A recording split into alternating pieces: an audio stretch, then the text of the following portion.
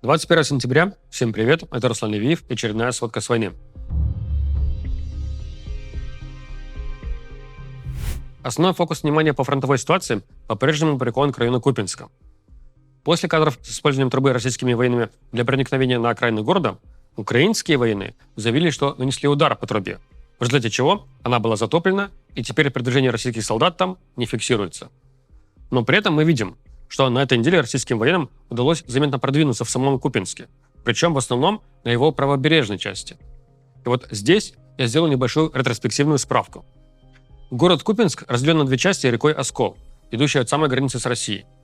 Восточная часть города находится на левом берегу реки, а западная часть – направо.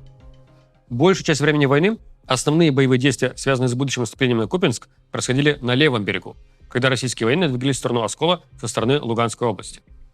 В начале года, примерно так в феврале, начали появляться российские плацдармы на правом берегу реки Оскол, в районе Двуречной и Новомлынска. Медленно, но все же они росли по своему масштабу. Начали появляться в районе Каменки и Тополей. И я в те времена говорил вам в сводках, что задача этих плацдармов – сформировать направление будущей атаки на правобережную часть Купянска, что в эти дни и происходит. Сейчас почти все бои как раз на правобережной, то есть западной части города. И несмотря на заявленное уничтожение солдатопроводной трубы, за эту неделю российская зона контроля расширилась как раз со стороны Радьковки, в которой и был выход из трубы. Российские военные смогли закрепиться в северной и западной частях Купянска. В западной части зона контроля доходит до той самой железной дороги, про которую в эти дни писали многие украинские источники, комментируя историю с трубой и описывая, в какую сторону двигаются российские штурмовики. Продолжают появляться кадры с российскими солдатами и в центре Купянска. Поскольку ситуация становится все более и более опасной для ВСУ, на это направление перебрасывают подразделения 3-й штурмовой бригады, что подтверждает и пророссийский блогер Анатолий Радов. И у многих уже возникает вопрос: а вот когда захватят Купянск, что будет с тем карманом, который расположен на левом, то есть восточном берегу, и проходит от Купянска до Колесниковки?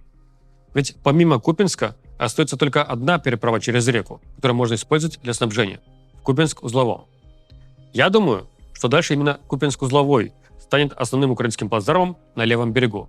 За него будут стараться стоять до конца.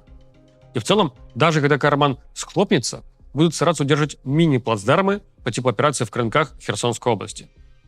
Такие ожидания порождает у меня текущая стратегия военного командования Украины.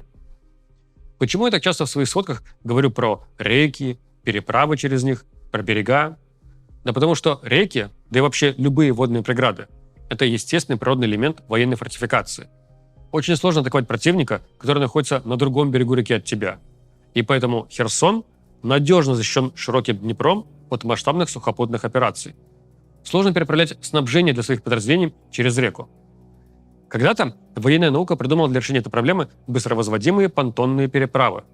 Но даже в нынешней войне они практически перестали использоваться, потому что настала эпоха дронов. Слишком быстро теперь обнаруживаются новые понтонные переправы и сразу наносятся удары по ним. Даже вплавь без лодок теперь переправляться через реку довольно опасно. Яркий пример мы увидели на этой неделе в Сумской области, где российские морпехи пытались вплавь спастись от украинских дронов. Еще одним таким естественным природным элементом, который активно используют при планировании боевых действий, является рельеф местности. Войска стараются всегда находиться на высотах, а атаковать низины. Но вернемся к актуальной ситуации по фронтам. На Лиманском направлении российские военные продвинулись в районе Шандерголова, а также, судя по всему, окончательно захватили Серебрянское лесничество. Минобороны России уже прямо об этом объявила, и в целом это было довольно ожидаемо. Начинаются бои за поселок городского типа Ямполь. Опять же, оставьте привычные вам кадры боев за населенные пункты в прошлом. Массированные штурмы городов уже в прошлом, так сейчас не действуют. Теперь все начинается не с атак бронетанковых колонн и не с движением сотен солдат на город с массированной стрельбой. Бои за населенные пункты на нынешнем этапе войны начинаются с появления первых так называемых диверсантов в городе. И хотя, как правило, первых довольно-таки быстро убивают травноводы, все равно этих самых диверсантов со временем становится все больше. Они накапливаются, а потом уже оглянуться не успеешь, как половина населенного пункта под контролем российской армии. Вот и в Ямполе уже появляются первые российские солдаты. И да, как и в Покровске, как и в Купянске, быстро появляется сообщение от ВСУ, что все зачищено, этих солдат больше нет. На Покровском направлении в начале недели украинские войска смогли освободить Панковку. Так что операция по отрезанию остатков Добропольского прорыва продолжается.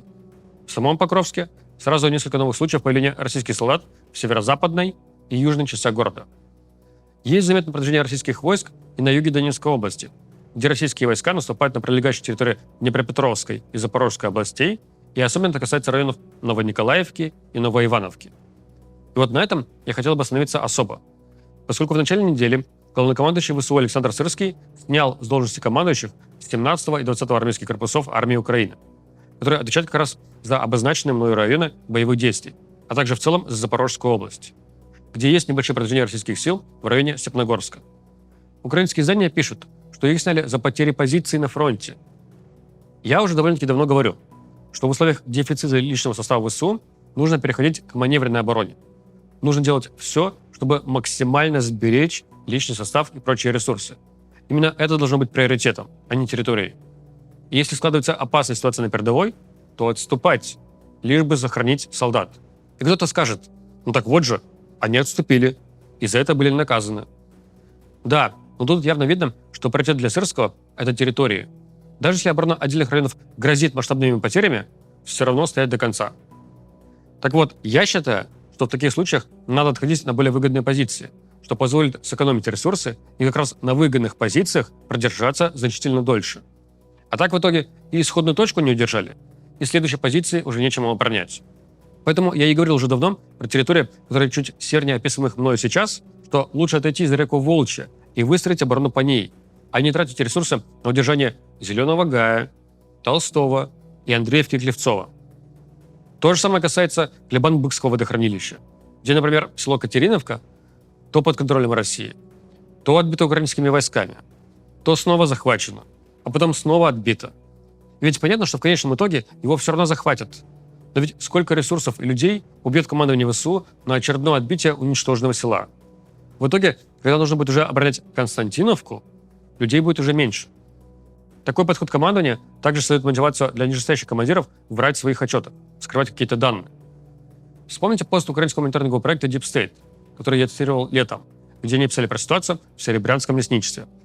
Они тогда говорили, что ложь командиров на местах приводит к потерям позиций, потому что порой украинские дроноводы с удивлением для себя обнаруживали, что соседних позиций ВСУ уже нету. И дроноводы уже чуть ли не в окружении. Да и про сам Deep State, если поговорить. Представьте, что завтра утром Сырский открывает перед собой карты проекта Deep State и видит: опа, в Купинске российские войска продвинулись. Надо кого-то наказать за допущение такого. И вот, понимая это, конечно, в такой ситуации у украинских военных будет мотивация давить и на Deep State, и на других исследователей, чтобы те не нарисовали лишнего. И вот поэтому еще с весны в исследовательском сообществе начали регулярно говорить, что на карты Deep State стало сложнее полагаться, потому что часто они теперь отображают информацию с большой задержкой. Еще такой подход приводит к дебильным задачам.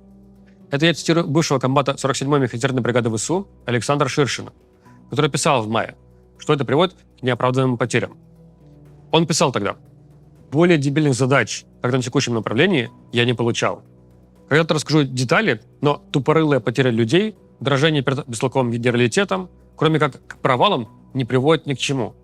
Все, на что способны, это выговоры, расследования и наложение взысканий.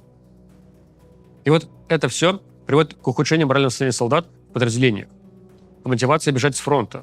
И, кстати, на этой неделе у 47-й бригады уже в 5-й раз за 3 года сменился командир. Такие вот дела на фронте. Ну а мы с вами теперь давайте поговорим про провокации. Всего неделя прошла с момента взлета российских Гербер в Польшу, а уже новые провокации. На этот раз 3 российских истребителя МиГ-31К, кстати, это носители ракет «Кинжал», пролетая над Финским заливом, вторглись в воздушное пространство Эстонии. Причем все это произошло очень близко к столице, Таллину. По карте, которую публикует Минобороны Эстонии, видно, что они не завернули в сторону Эстонии, а как бы срезали путь через ее воздушное пространство. В воздушном пространстве Эстонии они пробыли 12 минут. Минобороны России отрицает, что нарушение границы было, заявляет, что МиГи летели из Карелии в Калининградскую область. По идее, у боевых самолетов есть военные транспондеры, которые вещают по зашифрованному каналу, только для своих, то есть для своего штаба. Но у таких спецтранспондеров обычно также есть и гражданский режим. включая который тебя видят все аэронавигационные службы стран, через которые или рядом с которыми ты пролетаешь. В мирное время на маршрутах над гражданским, нейтральным пространством экипаж может включать гражданский режим транспондера по требованию контроля воздушного пространства. Если военные выполняют оперативные, тактические полеты рядом с чужой границей или в учениях, гражданский режим транспондера нередко выключается, по соображениям маскировки и безопасности. А нарушение чужого суверенного воздуха обычно фиксируется по первичному радару и вызывает вылет перехватчиков. Минобороны Эстонии в своей публикации прямо указывает, что у российских истребителей транспондер был отключен. На радиовызовы экипажа также не отвечали. И учитывая историю с герберами в Польше, учитывая, что НАТО объявила об ответной операции «Восточный страж», в рамках которой будет укреплять наземные базы и системы противовоздушной обороны, учитывая общий новостной фон, очень похоже на очередную провокацию Кремля. Скорее всего, с целью продолжить тестирование реакции европейских стран, наблюдать за тем, какие средства для перехвата будут привлекаться. К выходным опять растут в своем масштабе российские воздушные атаки. В ночь на субботу Россия применила почти 580 беспилотников, почти 3 десятка крылатых ракет Х-101 и 2 баллистических «Искандера». Опять есть попадание ракеты в жилой дом, на этот раз в Днепре. В целом, в результате вчерашней атаки на Днепр пострадало как минимум 36 человек. В начале недели было заявлено применение России крупнокалиберного комплекса реактивной системы залпового огня «Торнадо-С» по Запорожью. Его применение мы не видели уже много месяцев, и вот, видимо, снова объявился. А вот что касается беспилотников, то New York Times пишет, что Россия вышла на производство в объеме 30 тысяч беспилотников в год и собирается удвоить этот объем в следующем году. В этом году, по подсчетам New York Times, Россия выпустила по Украине в 9 раз больше беспилотников, чем за аналогичный период прошлого года. В связи с этим все более критичными становятся поставки средств противовоздушной обороны от западных стран. В конце лета произошли первые закупки таких вооружений по списку приоритетных потребностей, и говорят, что часть систем уже в Украине. Тем временем Россия начала копировать украинский опыт в сфере легкой авиации. Появились кадры специального летного отряда «Сармат», где мы видим частный самолет Як с автоматчиком на втором кресле. Подобный опыт мы уже встречали в Одессе, где так боролись с российскими беспилотниками. Большой вопрос в том, как это все будет координироваться с военными и конкретно силами противовоздушной обороны. А то российские ПВОшники поражают своей результативностью по части сбития российских же самолетов, а порой и иностранных.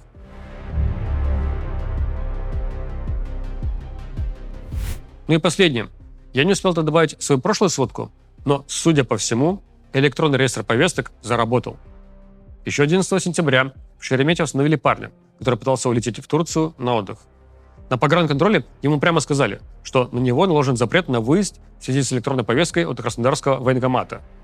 И по словам этого парня, когда он проверил реестр повесток, то там в действительности отображается запрет на выезд ему за пределы России. И это первый такой подтвержденный случай.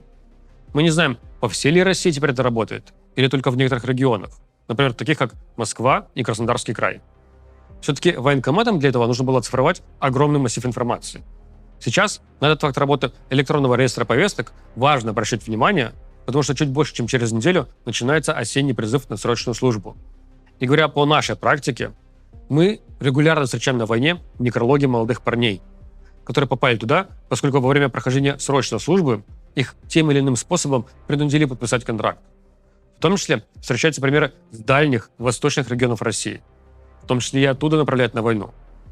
Многих срочников, если не удалось уговорить их подписать контракт, отправляют в приграничные с Украиной районы России, где порой они погибают под обстрелами.